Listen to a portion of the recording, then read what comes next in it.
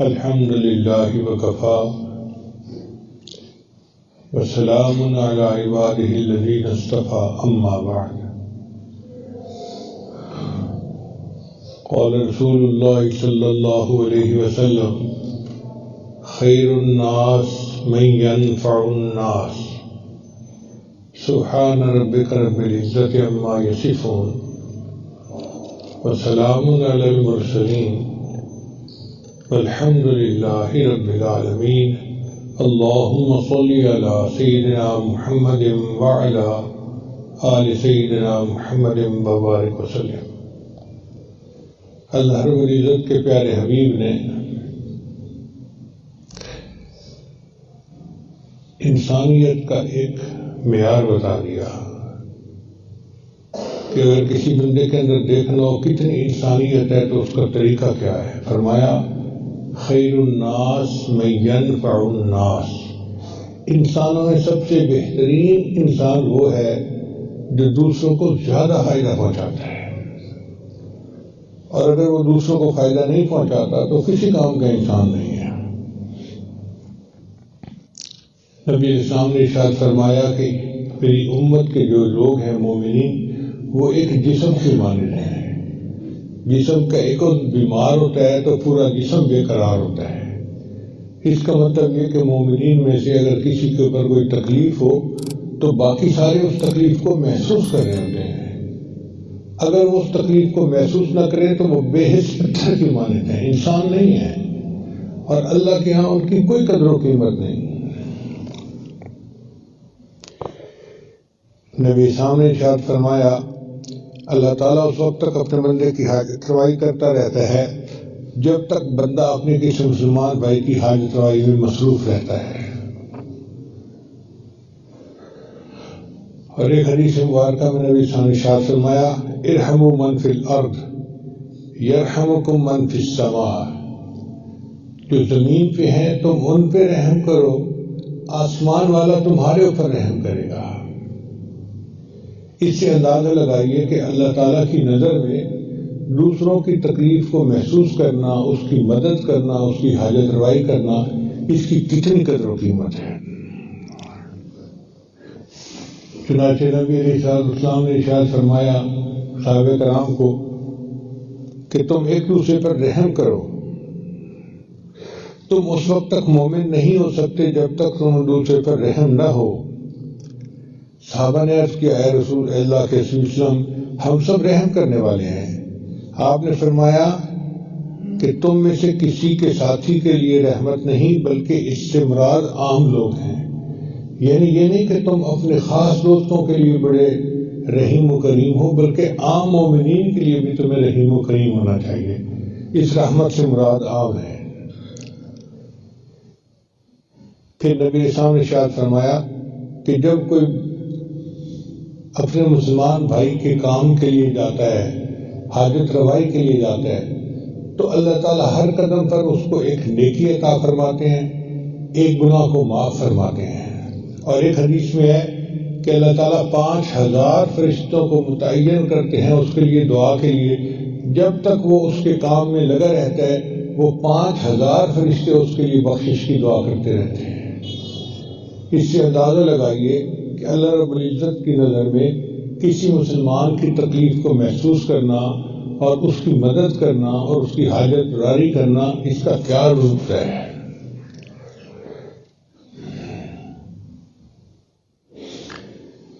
اور ایک حدیث مبارکہ میں نبی صلی اللہ علیہ وسلم نے ارشاد فرمایا کہ جب کوئی مومن اللہ اور اس کے رسول کی خوشنودی کے لیے کسی انسان کو خوش کرتا ہے، یعنی گناہ کے لیے نہیں، اللہ کے لیے، اس کے رسول کے لیے کسی انسان کو خوش کرتا ہے تو اللہ تعالیٰ اس خوشی سے ایک فرشتہ پیدا فرماتا ہے جو اللہ تعالیٰ کی عبادت کرتا رہتا ہے، اس کی بیائی بیان کرتا ہے، اس کی توحید کا اظہار کرتا ہے۔ جب وہ مومن اپنی قبر میں پہنچ جاتا ہے تو وہ فرشتہ اس کے پاس آتا ہے اور اس کو کہتا ہے کہ تو مجھے جانتا ہے میں کون ہوں؟ وہ کہتے ہیں میں تو نہیں جانتا۔ وہ کہتا ہے میں وہ خوشی ہوں جس کو تم نے کسی مومن کے دل میں داخل کیا تھا۔ آج میں تمہارے ساتھ قبر کی وحشت کو بھی دور کروں گا، قیامت کے دن بھی تمہاری وحشت کو دور کروں گا، اور جنت میں تمہیں تمہارا مکان دکھاؤں گا۔ یعنی یہ اتنی بڑی نیکی ہے کسی مومن کے دل کو خوش کرنا کہ اس سے اللہ تعالیٰ ایک فرشتے کو پیدا کرتے ہیں اور فرشتہ عبادت کرتا ہے اور اس کا ثواب لکھا جاتا ہے، اور وہ فرشتہ قیامت کے دن شفاعت کرے گا اور اللہ اس کی شفاعت کی وجہ سے اس مومن کی بخشش فرمائیں گے۔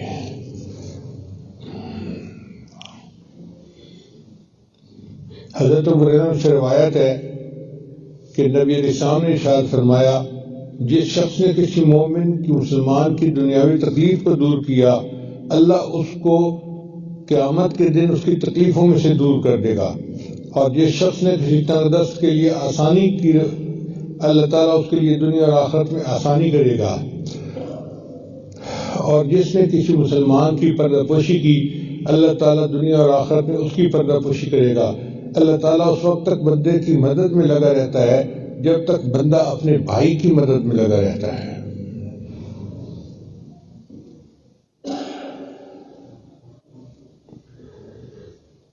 حضرت حذیفہ رضی اللہ عنہ سے روایت ہے کہ نبی علیہ السلام نے ارشاد فرمایا، تم سے پہلے گزشتہ امتوں کے کسی شخص کی روح کے پاس موت کے وقت فرشتے آئے اور پوچھا کہ تم نے کوئی اچھے کام کیے ہیں؟ روح نے جواب دیا کہ نہیں۔ فرشتوں نے کہا کہ یاد کر۔ پھر اس نے کہا، میں لوگوں کو قرض دیا تھا اور اپنے نوکر کو کہہ دیتا تھا کہ اگر اس کو مہلت چاہیے تو مہلت دے دیا کرو، سختی نہ کیا کرو، اور اگر وہ قرض دینے والا محتاج ہے تو قرض کو معاف کر دو۔ چنانچہ نبی صلی اللہ علیہ وسلم نے فرمایا، اللہ تعالیٰ نے فرشتوں سے فرمایا کہ تم بھی اس کے ساتھ درگزر کا معاملہ کرو اور اس کی مغفرت کر دو۔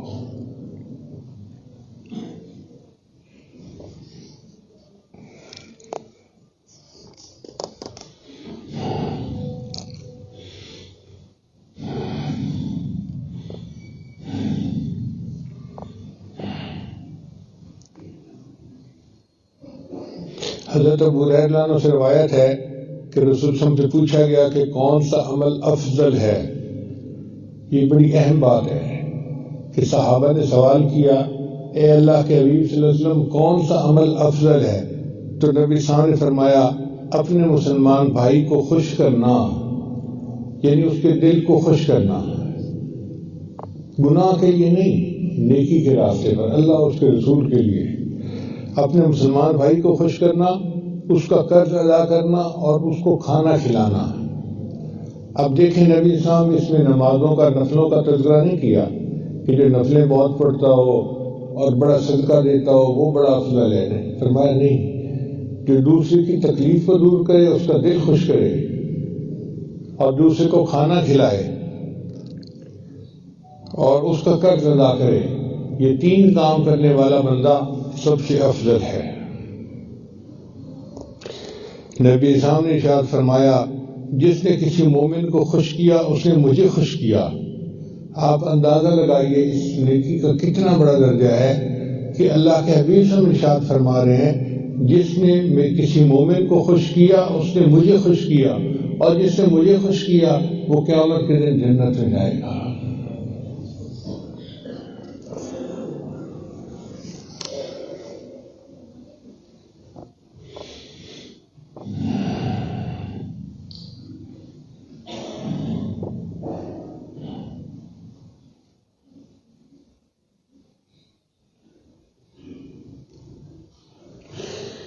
حضرت ابو ہریرہ سے روایت ہے کہ رسول اللہ نے ارشاد فرمایا، جس شخص نے کسی مسلمان کی دنیاوی تکلیف میں کوئی تکلیف دور کی، اللہ تعالیٰ قیامت کے دن پل صراط پر اس کے لیے نور کے دو شعلے بنا دے گا، جس کی روشنی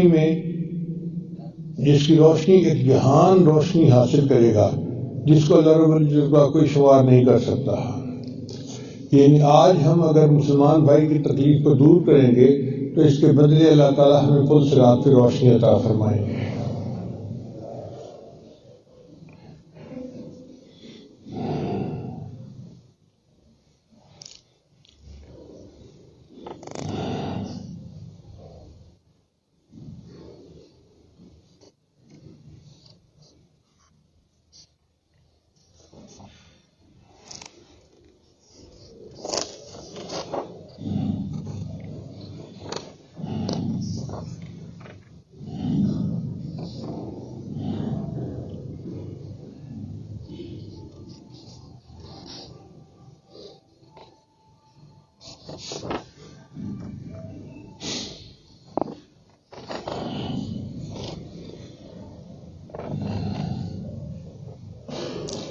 محترم جماعت، ہمیں اس بات کو سمجھنے کی ضرورت ہے کہ اللہ کے ہاں اچھا انسان کون ہے۔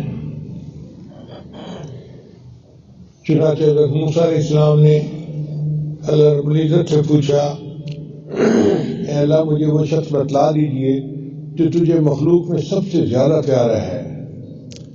اللہ تعالیٰ نے فرمایا، اے موسیٰ مجھے وہ شخص سب سے زیادہ پیارا ہے جو کسی مومن کے کانٹے لگنے کی خبر پا کر اس طرح غمگین ہو گویا خود اسی کو کانٹا لگا ہے۔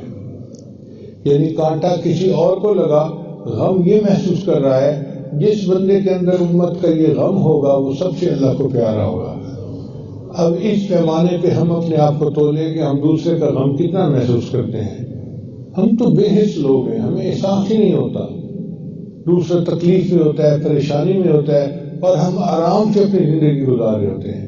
ابھی چند دن پہلے مری میں جو واقعہ پیش آیا وہ کس قدر افسوسناک ہے کہ کچھ لوگ برف کے طوفان میں گر گئے، بچوں سمیت۔ وہ پریشان ہیں، وہ دوسروں سے مدد مانگ رہے ہیں اور مدد کرنے کو کوئی تیار ہی نہیں۔ ایسے لگتا ہی نہیں کہ یہ مسلمانوں کی آبادی ہے، یہ تو بے حس لوگ ہیں، بلکہ انسانوں کی آبادی بھی نظر نہیں آتی۔ ایسے بھی تھے ہوٹل والے کے 5,000 والا کمرہ انہوں نے کمرے کا کرایہ 50,000 پر نائٹ کر دیا، اور کئی ایسے بھی تھے کہ جن کو کرایہ بھی دیا جا رہا تھا اور وہ کہتے تھے نہیں ہم بندے کو اندر نہیں داخل ہونے دیتے۔ حالانکہ مری والے بھائیوں کے لیے اللہ نے خاص مہربانی کی تھی کہ کچھ لوگوں کو تکلیف میں ڈالا اور ان کو موقع دیا کہ اگر تم ان کی مدد کرو گے تمہاری آخرت ساری جو ہے وہ ٹھیک ہو جائے گی۔ مگر وہ اس گولڈن چانس کو مس کر گئے اور بعض لوگوں نے اس سے فائدہ نہیں اٹھایا۔ اللہ تعالیٰ ان مدارس والوں کو جزائے خیر دے جنہوں نے اس مشکل وقت میں بھی ان کی مدد کی۔ وہ مساجد کھول دی، مدارس کھول دیے، اور جس حد تک وہ مدد کر سکتے تھے انہوں نے مدد کی۔ یہ ہے صحیح انسانیت، اور یہ صحیح انسانیت ایمان والوں میں ہی ہوتی ہے جو مدارس والے ہوتے ہیں۔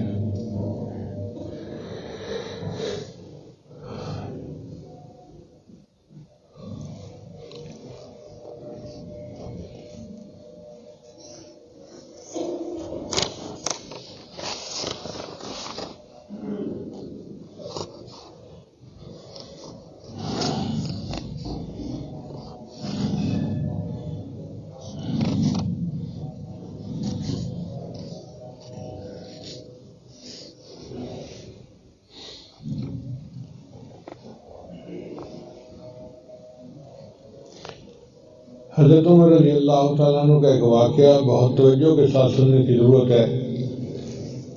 آپ رات کے وقت شہر کی گلیوں میں گشت کیا کرتے تھے تاکہ معلوم کر سکیں کون کس حال میں ہے۔ ایک رات آپ نے اپنے غلام حضرت اسلم رضی اللہ عنہ کو فرمایا، اسلم شہر میں تو ہم روزانہ گشت کرتے ہیں، چلو آج شہر کے باہر کی جو علاقہ ہے اس کا چکر لگا کے آتے ہیں۔ تو اسلم رضی اللہ عنہ غلام تھے، کہنے لگے امیر المومنین جو حکم ہو میں آپ کے ساتھ ہوں۔ چنانچہ دونوں حضرات چل پڑے۔ شہر کے باہر جب گئے تو وہاں پر ایک قافلہ آیا ہوا تھا جس سے خیمے لگائے ہوئے تھے۔ اب خیمے کے سب لوگ سوئے ہوئے ہیں، آرام کر رہے ہیں۔ ایک خیمے کے سامنے ایک عورت جو ہے وہ آگ جلا کر بیٹھی ہے جیسے کچھ پکا رہی ہو، اور اس کے ساتھ 2 بچے ہیں۔ حضرت عمر رضی اللہ عنہ ان کے پاس گئے اور ان کو جا کر یہ نہیں کہا یا اہل النار یا اہل الضوء، اے روشنی والو تمہارا کیا حال ہے، ورنہ تو عام گفتگو میں بندہ کہتا ہے آگ والو تمہارا کیا حال ہے۔ حضرت عمر نے فرمایا یا اہل الضوء، اے روشنی والو تمہارا کیا حال ہے۔ اس نے کہا میں بیوہ عورت ہوں اور میرے پاس کچھ خرچ کرنے کو نہیں، اور میرے دونوں بچے بھوکے ہیں اور یہ رو رہے ہیں۔ ان کی تسلی کے لیے میں نے آگ جلائی ہے اور آگ کے اوپر برتن رکھ کر اس میں پانی ڈال دیا ہے، کچھ پک نہیں رہا، پانی ابل رہا ہے تاکہ بچوں کو تسلی ہو، یہ رو دھو کے سو جائیں گے اور میری رات کٹ جائے گی۔ حضرت عمر بیٹھ گئے اور اس عورت سے فرمانے لگے کہ اے اللہ کی بندی تو اتنی پریشان ہے؟ اس نے کہا یہ تو میں قیامت کے دن عمر سے پوچھوں گی نا کہ اس نے میرا خیال کیوں نہیں کیا۔ انہوں نے کہا کہ عمر کو کیا پتا تیرے ساتھ کیا حالات پیش آئے ہیں. کہنے لگی اگر خلیفہ بنا ہے تو اس کو پتہ ہونا چاہیے میں کس حال میں ہوں. یہ سن کے حضرت عمر کانپ گئے. آپ نے اس عورت سے فرمایا کہ اچھا تو تھوڑی دیر انتظار کر میں آتا ہوں. حضرت عمر واپس آئے. اسلم اللہ صاحب تھے. بیت المال سے آپ نے ایک بوری آٹے کی اٹھائی, کچھ گھی اٹھایا اور کچھ میٹھا شہد یا گڑ اٹھایا. یہ 3 چیزیں لے کر واپس چلے. اسلم دانو کہتے ہیں کہ میں نے کہا امیر المومنین میں آپ کا غلام ہوں, آپ یہ میرے پیٹھ پر رکھ دیں, میں اسے وہاں پہنچا دوں گا. اللہ نے فرمایا نہیں, قیامت کے دن میرا بوجھ کوئی نہیں اٹھائے گا, مجھے خود اٹھانا پڑے گا. اسے میرے پیٹھ پہ رکھو, میں اٹھا کے لے جاتا ہوں. وقت کا امیر المومنین اپنی پیٹھ کے اوپر وہ آٹے کی بوری رکھ کے بڑی مشقت کے ساتھ اٹھا کے وہاں پہنچے اور وہاں جا کے اس عورت کو کہا کہ یہ بوری ہے اور یہ گھی ہے اور یہ میٹھا ہے, تم کچھ بناؤ اور بچوں کو کھلاؤ. عورت جو ہے وہ برتن تیار کرنے لگی تو حضرت عمر نے فرمایا کہ لاؤ میں تمہارے لیے آگ جلا دیتا ہوں. اسلم اللہ کہتے ہیں کہ میں دیکھ رہا تھا کہ جو لکڑیاں تھیں وہ گیلی تھیں. عمر لانو بار بار پھونکے مار رہے تھے کہ آگ جلے, اور دھوئیں کی وجہ سے ان کی آنکھوں سے آنسو نکل رہے تھے اور وہ اس کی پرواہ نہیں کر رہے تھے, حتیٰ کہ انہوں نے آگ جلا دی. جب آگ جل گئی تو عورت نے اس کے اندر گھی ڈالا, آٹا ڈالا, میٹھا ڈالا تو وہ حلوہ ٹائپ چیز بن گئی. اب اس کی جب خوشبو آئی تو بچے جو تھے وہ خوش ہو گئے, ان کو اطمینان ہو گیا کہ اب ہمیں کھانے کو کچھ مل جائے گا. اسلم اللہ نے اشارہ کیا کہ امیر المومنین اب یہ کھانا کھا لیں گے, ہم چلتے ہیں. عمر نے فرمایا نہیں بیٹھو ابھی. چنانچہ بیٹھے رہے. پھر ان بچوں نے کھانا کھایا. جب بچوں کا پیٹ بھر گیا تو بچے کھیلنے لگے. حضرت عمر نے بیٹھ کے ان بچوں کو دیکھنے لگے. کافی دیر ان بچوں کو دیکھتے رہے. اسلم اللہ کہتے ہیں کہ میں حیران تھا کہ امیر المومنین تو وقت کے بارے میں بڑے محتاط ہیں, یہ بیٹھ کے بچوں کو دیکھ رہے ہیں. حضرت عمر کافی دیر کے بعد اٹھے اور چل پڑے. میں نے پوچھا امیر المومنین آپ بیٹھے کیوں رہے؟ عمر اللہ نے جواب دیا میں نے ان بچوں کو روتے ہوئے دیکھا تھا, میرا جی چاہا کہ میں ان کو ہنستا ہوا بھی دیکھ لوں. یہ ہے مسلمانیت. اب ہم اگر کسی کو روتا ہوا دیکھتے ہیں تو ہمارے اندر یہ بھی جذبہ ہونا چاہیے کہ ہم اس کو ہنستا ہوا بھی دیکھیں. آج خامد بیوی کو رلاتا تو ہے, اس کو ہنستا ہوا نہیں دیکھ رہا. ساس اپنی بہو کو رلاتی تو ہے مگر اس کو ہنستا ہوا دیکھنے کی خواہش اس کو نہیں ہوتی, اس لیے کہ انسانیت کے اندر نہیں ہے. اگر انسانیت ہوتی تو دل چاہتا کہ میں اس کو خوش ہوتا ہوا بھی دیکھوں. حضرت عمر اللہ کا یہ ایک اور واقعہ ہے کہ ایک مرتبہ آپ باہر کے گشت پہ تشریف لے گئے تو آپ نے ایک خیمہ دیکھا, اس کے باہر ایک دیہاتی بیٹھا ہوا تھا. آپ نے اس سے سلام دعا کی, پوچھا کیا حال ہے؟ اس نے کہا بھائی میں ٹھیک ہوں, تو کون آ گیا یہاں پہ؟ آپ نے فرمایا کہ بتاؤ. اس خیمے سے عورت کی آواز آ رہی تھی جیسے کوئی تکلیف نہیں ہوتی ہے. تو عمر اللہ نے سے پوچھا کہ بھائی خیریت تو ہے, اس خیمے سے تکلیف کی آواز رہی ہے, کوئی بیمار ہے؟ اس نے کہا تو اپنا کام کر, تجھے اس سے کیا واسطہ؟ عمر اللہ نے کہا کہ میں آخر آپ کا بھائی ہوں, مسلمان بھائی ہوں, تو مجھے بتا کوئی میں تیری ہیلپ کر سکتا ہوں. اس نے کہا کہ میری بیوی جو ہے وہ بچے کی ولادت کے وقت میں ہے, درد ذی ہو رہا ہے اس کو, اور کوئی اور عورت نہیں ہے جو اس کی ہیلپ کرے, لہذا اس کے کراہنے کی آواز ہے. حضرت عمر نے یہ سن کے آئے اور گھر آ کر اپنی بیوی کو کہا ایک نیکی ہے, اگر تم کرنے کے لیے تیار ہو جاؤ. اب وہ ان کی بیوی حضرت ام کلثوم رضی اللہ تعالیٰ عنہا وہ اس کے لیے تیار ہو گئی۔ چنانچہ عمر جانو رات کے وقت میں اپنی بیوی کو لے کے جنگل میں گئے اور وہاں جا کر ان کو خیمے میں بھیجا، اور خیمے میں اور ساتھ اس دیہاتی کے ساتھ باتوں میں بیٹھ گئے۔ ابھی باتیں کر رہے تھے کہ اندر سے عمر جانو کی بیوی نے آواز دی، امیر المومنین اپنے دوست کو بیٹے کے ولادت کی خوشخبری دے دیجیے۔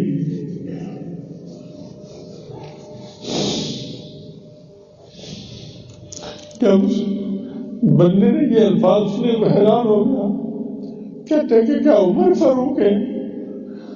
فرمایا ہاں، تمہاری تکلیف میری تکلیف ہے، مجھے تمہاری تکلیف میں تمہارے کام آنا چاہیے تھا۔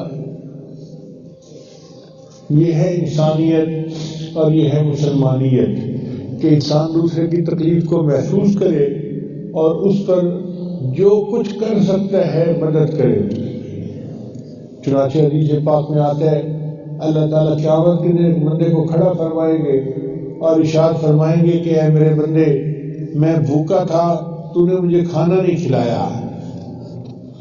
وہ بندہ حیران ہوگا، اے اللہ آپ تو رب العالمین ہیں، یہ کیسے ممکن ہے کہ آپ بھوکے تھے اور آپ کو کھانا نہیں کھلایا؟ اللہ فرمائے گے ہاں میں پیاسا تھا، تو نے پانی نہیں پلایا۔ وہ اور حیران ہو جائے گا کہ پروردگار عالم یہ کیسے ہو سکتا ہے کہ آپ بھوکے پیاسے ہوں اور میں آپ کو کھانا کھلاؤں؟ آپ تو کھانے پینے سے پاک اور منظم مبرہ ہیں۔ اللہ فرمائیں گے کہ فلاں موقع پر میں بیمار تھا، تو نے میری عیادت نہیں کی۔ وہ کہے گا اللہ آپ تو بیمار ہو نہیں سکتے، آپ کیسے ہی مجھ سے بات کر رہے ہیں؟ اللہ فرمائیں گے کہ فلاں موقع پہ تیرا پڑوسی بھوکا پیاسا تھا، اگر تو اسے کھلاتا پلاتا ایسے ہی ہوتا جیسے تو نے مجھے کھلایا ہوتا، اور اگر تو پڑوسی کی عیادت کرتا تو ایسے ہی ہوتا جیسے تو نے میری عیادت کی ہوتی۔ اب آپ بتائیے اس سے اور بلند تصور کیا پیش کیا جا سکتا ہے جو دین ہی دے رہا ہے؟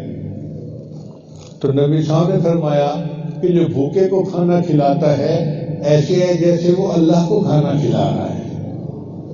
اب آپ سوچئے یہ حدیث سن کے دل کرتا ہے کہ انسان جتنا ہو سکے بھوکے کو کھانا کھلائے، پریشان حال کی پریشانی کو دور کرے، اور اسی کا نام نیکی ہے۔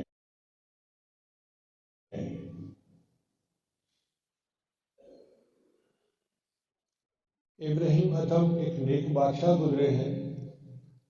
ایک مرتبہ انہوں نے خواب میں دیکھا کہ ایک سفید بالوں والا شخص ہے، وہ بیٹھا کچھ لکھ رہا ہے۔ تو انہوں نے اس سے پوچھا کہ تم کیا کر رہے ہو؟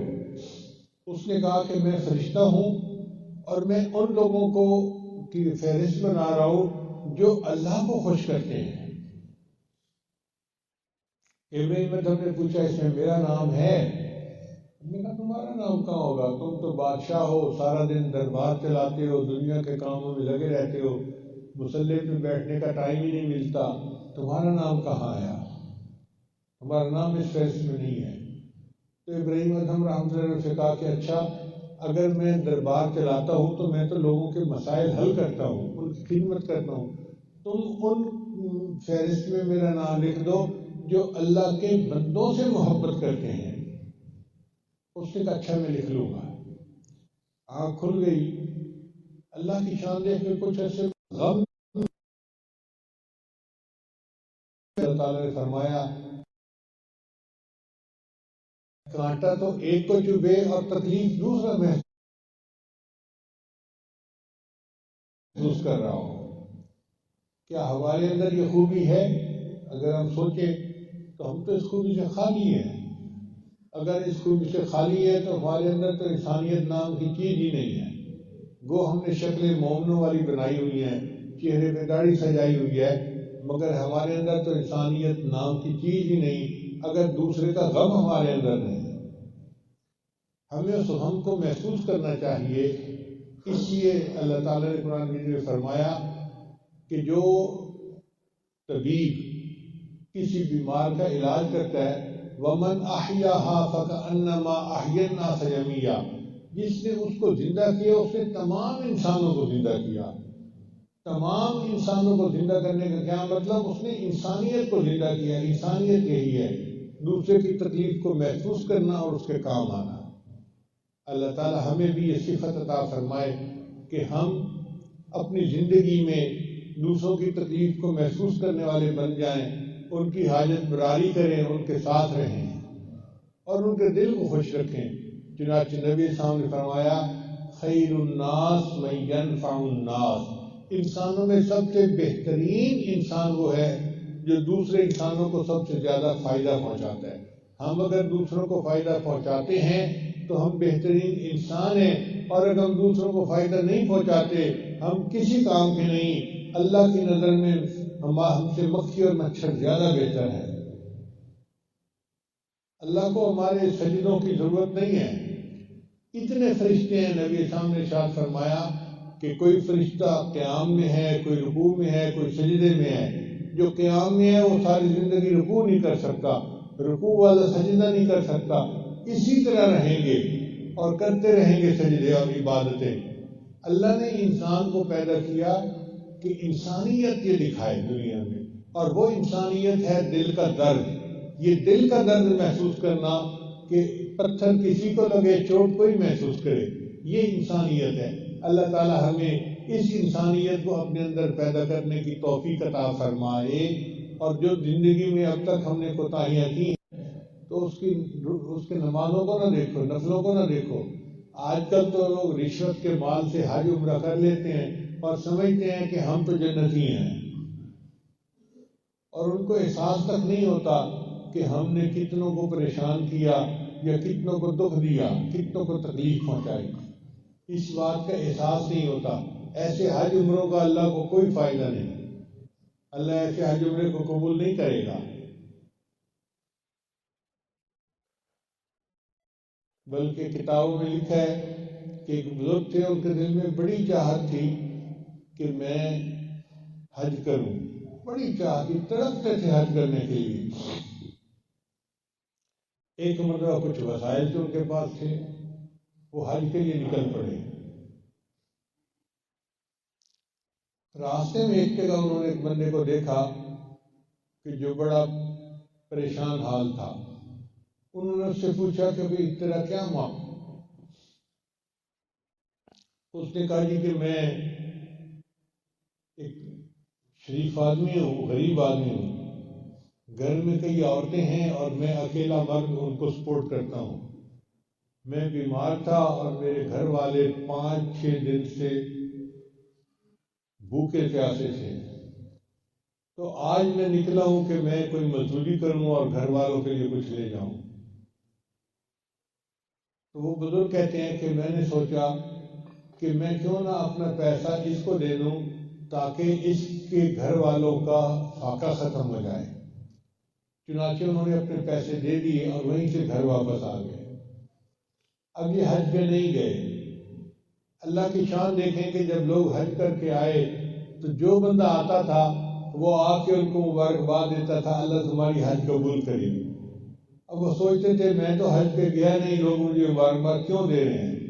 کوئی کہتا ہے میں نے آپ کو مینا میں دیکھا ہے، کوئی کہتا ہے میں نے آپ کو طواف میں دیکھا ہے، کوئی کہتا ہے میں نے آپ کو مزدلفہ میں دیکھا ہے، کوئی کہتا ہے میں نے آپ کو عرفات میں دیکھا ہے. اب یہ ان کی باتیں سنتے تو تھے لیکن ساتھ ہی ساتھ حیران بھی ہوتے تھے کہ حج تو میں نے کیا نہیں، لوگ مجھے کیسے مبارکباد دے رہے ہیں.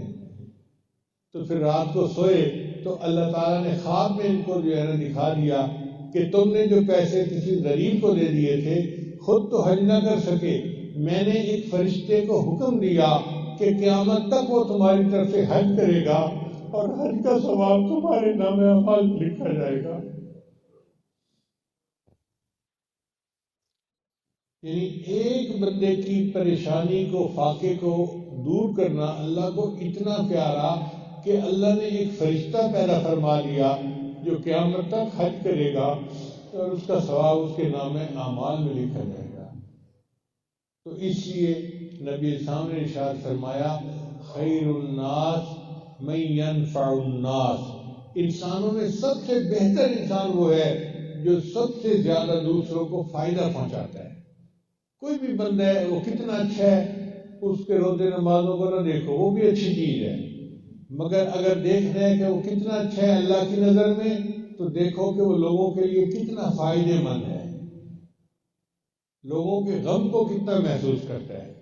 اگر وہ دوسروں کے غم کو محسوس نہیں کرتا تو اللہ کے ہاں اس کا کوئی درجہ نہیں ہے۔ اللہ تعالی ہمیں پریشانیوں سے محفوظ فرمائے اور دوسروں کے غم کو محسوس کرنے کی توفیق عطا فرمائے۔ یہ بے حسی جو ہے یہ بہت بڑا گناہ ہے۔